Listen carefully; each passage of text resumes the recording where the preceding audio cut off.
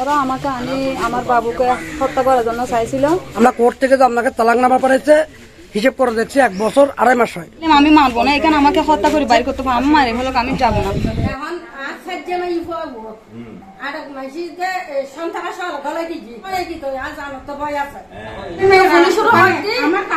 গুলি করে দিদি, গুলি করে দাও। আমার জামাই মরে গিয়ে ও তাজু সদা আয় আর আহাতে লাল চাই তোরা কি ভাই তোরা তো মা বোন চিন্তা নাই, তোরা কি হতা হচ্ছে তো গুলি করে দিবে। আজ মত আজি হয়ে আমার আমি হয়ে আছে।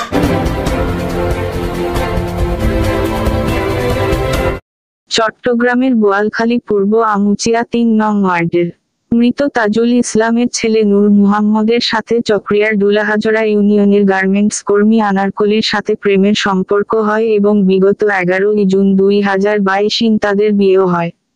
বিয়ের কিছুদিন যেতে না যেতেই তাদের পরিবারে বিভিন্ন বিষয় নিয়ে মনোমালিন্য হতে থাকে, তারই ধারাবাহিকতায় ১৮ এপ্রিল ২০২৩ ইংরেজি নূর মুহাম্মদ তার স্ত্রী আনারকলিকে বিজ্ঞ আদালতের মাধ্যমে তালাকনামা পাঠায় ও অনুলিপি ডুলাহাজরা ইউনিয়ন পরিষদের চেয়ারম্যান বরাবরে প্রেরণ করে। নূর মুহাম্মদ প্রবাসে পাড়ি দেয়। গত ১৯ জুন ২০২৪ ইংরেজি তালাকের ১ বছর ২.৫ মাস পরে রাত ৮:৩০টার সময় নূর মুহাম্মদের বাড়িতে তার সাবেক স্ত্রী আনারকলি তার মা ও বোনকে নিয়ে স্থানীয়দের সহায়তায় সংসার করার উদ্দেশ্যে অবস্থান নেয়। আজম খানের তথ্যচিত্রে সিএন টিভির প্রতিবেদনে দেখুন বিস্তারিত। আপনার বিয়ে কত সাল হয়েছে? ২০০০ ফেব্রুয়ারি ১২ তারিখ। এটা আপনার কি আপনার ছেলে নাকি মেয়ে? ছেলে। তো আপনি এখানে আসছে কতদিন যাবত? আমি এখানে আছি আজকে ৫ দিন। আনারকলি। আপনার বাবার নাম? আপনার মায়ের নাম? আপনার গ্রাম? ওরা আমাকে আমার বাবুকে হত্যা করার জন্য চাইছিল, বলে উনাকে মারলে সমস্যা সমাধান হয়ে যাবে, উনি বলে সম্পত্তির মালিক হয়ে যাবে পরকালে। তালাকনামা আছে আপনার ডুলাহাজরা ইউনিয়ন পরিষদের কাছে, যে এটার অনুলিপি পাঠিয়েছে, এই ধরনের কপি আমাদের কাছে আসছে। আমরা হিসেব করে দেখছি আপনার ডিভোর্স হয়েছে 1 বছর 2.5 মাস হয়। বাংলাদেশের আইন অনুযায়ী, ইসলামী আইন অনুযায়ী উনি মানতেছে না ইসলাম, আমি মানবো না, এখানে আমাকে হত্যা করে বাইর করতে পারবো, আমি মারে হলো আমি যাবো না। দেখেন আমি 9 বছর গার্মেন্টসে চাকরি করছি, উনি আমার গার্মেন্টসের টাকা 4 লাখ টাকা নিয়ে গেছে। আমার একটা তালাকনামা কোর্ট থেকে করছে যে 1 বছর 2.5 মাস হয়। বাংলাদেশের আইন অনুযায়ী 3 মাস 13 দিন এটা কার্যকর হয়। হ্যাঁ, ওই হিসেবে আপনার মনে করেন যে ওনাকে জামাই বলে দাবি করার মতো আইনগতভাবে মনে হয় সঠিক নয়। বলেন আমি মানবো না, তো আমি কি করবো? আমি যেখানে আনছি এখানে আমি চলে আসছি, একটা বাবু নিয়ে আমি কোথায় যাবো? এখন আপনি কি চাচ্ছেন? আমি সংসার করবো এখানে। মানে আপনি যাবেন না, সংসার করবেন? যদি শরীয়তসম্মত বা আইনগতভাবে আপনার তালাকনামা যদি কার্যকর হয়, তাহলে আমাকে পুনরায় বিয়ে করে সংসার করতে হবে। হ্যাঁ, আপনি প্রয়োজনে পুনরায় বিয়ে করে সংসার করার জন্য আগ্রহী? আচ্ছা আচ্ছা। গার্মেন্টস সরি ঘরে বলে 8 বছর মোহাম্মদের স্ত্রী। আচ্ছা 8 বছর যাতে সরি গজি এখন মাই বয় আর লম্বার হাতুন লইয়ে আর কল দিয়ে তার কল দিয়ে হতে লেনলে মানে আর আমি নই 4 লাখ টাকা তারপরে আহ দিয়ে তুই 4 লাখ টাকা কোন দিলে আর বিয়ে গজি হয়তো আজ না জানি তুই যাতে বিয়ে গজি তাহলে তুই আয় আর হত বছর করে আয় তোর বাবু করে বিয়ে করানোর পর দিয়ে তারা মুলিশার ফৌজ বাড়াছে 82 বছর। আচ্ছা, তো আপনার ছেলে এখন কোথায়? এখন বিদেশে। আমরা খবর পাই যে আপনার ছেলে ওই মেয়েটাকে তালাক দিয়ে দেওয়া হয়েছে। তালাক দিবি কি? তালাক কেন দিছে?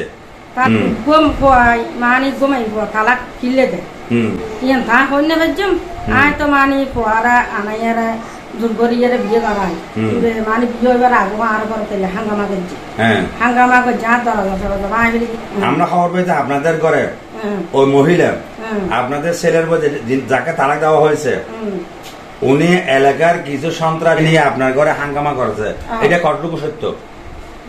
এবার সত্য। বুধবার দিন লাইতো 8টা বাজে ঘটনা করছি, লাইতো 8টা আর মা জিরা তার কোনো আরোগ্য পুরুষ মানুষ নাই আর 3 দিন দরজা ভাঙি ফেলে দি ঘরে বাহারে উপসার যে মাইব আর ঘরে বুঝছি একটা সন্তান আসলে এরা বাজিয়ান গরিব না ভাড়া আইন চলত দেয় দিয়া পৌড় এখন ইয়ান গরিব না ভাড়া তারা ইয়ান কিনলে গরিল ইয়ান আইনও বিচার। আচ্ছা, আমাদের কাছে কিছু কাগজপত্র রয়েছে, এর মামলা 326/2023 আপনি বাদী হয়েছেন কার বিরুদ্ধে? আনারকলি মোহাম্মদ কায়সার তারেক তাদের বাড়ি হচ্ছে দুলাহাজারা, তাদের বিরুদ্ধে কোর্টে মামলা প্রিন্টিং আছে। হ্যাঁ, তদমতে আপনার ছেলে তালাক দেওয়া হয়েছে, তালাকের নোটিশ ওদের এলাকায় গিয়েছে, তালাক কার্যকর এখনো হয়নি মনে সম্ভবত। মানে হইলে আগে কুয়াকাটাতেই যে তালাক কার্যকারী নয়, তারপর বই যে এখন 7 মাস চলে, 7 মাসের পরে 3 মাসের পরে হব দেখি কার্যকারী হয়ে আই মানে নোটিশ পাঠা মানে দেয়া দিলে গেল। আচ্ছা, সর্বশেষ যে ওরা যে আপনাদের ঘরে হাঙ্গামা করেছে কি মূলে করছি ইয়ে নাবাজি হইতে না, আর মাঝি গরম মধ্যে দৌড় বাঁধি গেলে ঘর ফরিল। আচ্ছা, হামলা করার পরে কে কে আহত হয়েছে এটা বলো। আহত হইলে আর নাতি বেড়ে আর নাতিবা আছে আন মাই পড়লো, আন মাই পড়া সিদ্ধ করে ফেলাই ফেট বেড়ে বেড়ে লাতি দিয়ে আন মাই পড়ছিল টাকা তৈরি আজিয়ে সিটের মেডিকেল। হ্যাঁ, আজিয়ে আমি আসছি। ও ভর্তি আছিল? হ্যাঁ, ভর্তি আছিল, আমিও ভর্তি আছিলাম। আলে আমি আগে মেডিকেল ছাড়পত্র আছে আমার কাছে? আছে, সবগুলো আছে। আর এটা শোন, এটা তো এটা ফুরোগা আর এটা সিনে তো আছে দেওয়াল সাজা বাড়ি হাবাই এটা লোক আতর দিদজি আতর বাইরে সব আর এটা সিনে দিনে বাজি নলা হ্যাঁ জানা মতে মানে কুপরামর্শ করি যে আদিয়ে পয়সা দিয়ে ইন করাই দেয়। আমাদের টেলিফোন লাইন ফোন দিয়ে দিয়ে আর বুঝা এখন পুলিশের টিয়া পুলিশ পড়লে দি মানে আর পরে বাঁধি না ঢুক আর পথ তার ফোন আসছিল আর ফোন আসছিল মুসল লিগে গেছি। আপনার ছেলে তালাক প্রাপ্ত বউ এটাকে আপনার ঘর দখল করে রেখেছে?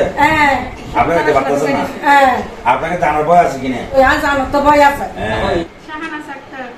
আপনার আব্বুর নাম কি? আপনার বাড়ি কি আমসিয়ে? তারা কত এসেছিল আপনাদের ঘরে হামলা করেছে? আপনি কোথায় ছিলেন সেদিন? আমি আমার আম্মুর সাথে ছিলাম বাড়িতে। আপনার আম্মু তো বলছে যে আপনার ছেলেদের উপরে হামলা করছে, এটা ঘটনা সত্য? এটা একদম সত্যি। আমার বাচ্চা আমার কুলে ছিল, ওরা যখন আসছে আম্মু যখন দরজা খুলতেছে না, দরজা লাথি মেরে ভেঙে ফেলছে। দরজার পাশে যখন আমার আম্মু ছিল, দরজা তুই খুলবি না, তোর বাবা খুলবে এভাবে বলে আমার আম্মুকে চুল দৌড়ে। এখানে কয়েকটা ছেলে চিনি, আবার কয়েকটা ছেলেকে চিনি না। তারপর ওর বোন, ওর মা বলতেছে যে নাতি যেটা ফুতের নাতি সেটা না নিয়ে এগুলো নিয়ে তাকস নাকি, এটা বলে আমার ছেলেকে একদিকে মারা দিছে, এই মেয়েটাকে দিছে। হ্যাঁ, আমার সিজারের সেলাইতে আমার পুরো মানে আরেকটা লাথি করলে সেলাই খুলে যাক। হ্যাঁ, আমার কয়টা একটা লাথি না 3-4টা লাথি দিছে, কিন্তু এর মধ্যে এগুলো ছেলেরাই দিছে লাথিগুলা, কিন্তু কে দিছে এগুলো আমি খেয়াল করতে পারি না। বাসায় এসে দরজা ভেঙে ঢুকতেছে, তাহলে ওখানে আর নিরাপত্তা কোথায়? এখানে তো কোনো নিরাপত্তা নেই, কারণ ওর সাথে তো সন্ত্রাস সবাই তো একসাথে। মূলত করাচ্ছে যে আমাদেরকে কি আমাদেরকে ওখান থেকে তুলে ফেলতে, আমার ফ্যামিলিকে, আমার মা ভাই বোনদেরকে ওকে ইস করাচ্ছে। এগুলো হচ্ছে ও স্বামীর ঘর করবে শান্তিতে থাকার জন্য, ওটা না, ওরকম মেয়েও না। আমি আজকে 4 দিন ধরে হসপিটাল থেকে আজকে নামছি, তার ডকুমেন্ট দেখেন, এই তো দেখেন, এগুলো আমার আম্মুর আর এগুলো আমার। গুন্ডারি মেডিকেল আমাকে বলে দিচ্ছে যে এখানে হবে না, আপনার সাথে পুরোপুরি খুলে গেছে, এখানে হবে না, আপনি যেখান থেকে চিকিৎসা করছেন না হলে চিটাং মেডিকেল চলে যান। ছেলে মেয়ে আমার কাপড় সব গুলি করে দিলি, গুলি করে দাও, গুলি করে দিলি, গুলি করে দাও। আয় আমার আর জামাই মরি গিয়ে ও তাদের সদা আয় আর আহাতে লাভ যাই তোর কি ভাই তা হবি তোরা তো মা বোন চিন্তু নাই, তোরা কি হতা হতে তো গুলি করে দিবে। আজ মত আজি হলে আমার হাবি হয়ে আছে আর জামাই টাকা হয়তো লাভ দিবি না, আমি দূর তা হয় পুলিশ উড়াই যাতে আর ভাগ করো তথা হই তারা আর বার লাগি বিলে গিয়ে নসা আনি দিয়ে আয় ত্রিভুবন ভাই জ্ঞান মধ্যে ফল দিয়ে মানে বিভক্ত আল্লাহ রসুল নাই। আমরা শুনতে, আমরা যখন চলে আসি ওর বোন বলতেছে আমরা পুলিশকে তোর কথা বলবে, তারপর এখানে ঢুকাই দিব যে